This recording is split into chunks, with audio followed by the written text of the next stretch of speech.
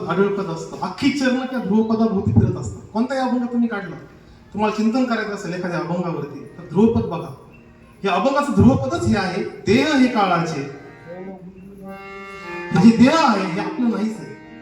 आपणही देह नाही आणि आपलंही नाही. महाराज अजून पुढे तुम्हाला सांगेल की एखादी वस्तू आपली नाहीये, त्या वस्तूला जर आपण माझी जर म्हटलं, त्याला चोर म्हणतात. काय म्हणतात?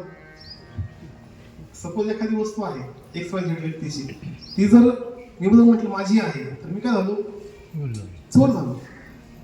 पण आपण त्याच्या पुढे वर टिक केले. आपण काय करतो? चोरी तर केलीच आपण. जे शरीर आहे हे पाच तत्वाचा मेळ आहे. पंचभूताचा गोंधळ केला एके ठाई मेळ, लावीला सबळ अहंकाराच्या पाठी. इथे काय मी काय माझे संतांनी सांगून ठेवलंय, पण आपण जागे नसल्यामुळे आपल्याला भ्रांत पडलेले आहे. तर विषय असा आहे की जे शरीर आहे हे पाचाचं आहे, त्याला आपण माझं म्हटलो, फसलो.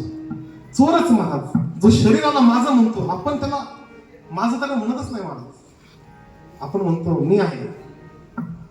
आपला अहंकार एवढा स्ट्रॉंग झालाय, एवढा बळकट झालाय की आपण काय म्हणतो? देह मीच आहे. हा मीच आरशात जो दिसतो ना, हे माझं स्वरूप आहे, मीच आहे. मेला तो महाराज, तो काळाचे फटके खाणार म्हणजे खाणार. कारण विषय असा आहे, दुःख हे आपलं स्वरूप नाही, दुःख शरीराचं उपादान आहे. संतांनी जे सांगितलं, दुःख बांधवडी आहे हा संसार, सुखाचा विचार नाही.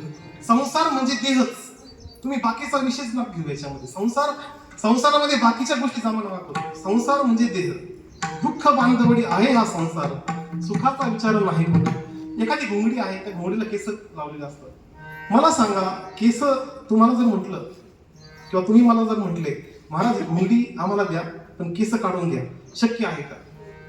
शक्यच नाही. कारण असं आहे, कारण घोंगडी केस आहे म्हणून ती घोंगडी आहे. केस जर काढून घेतली तर ती घोंगडी राहणारच नाही.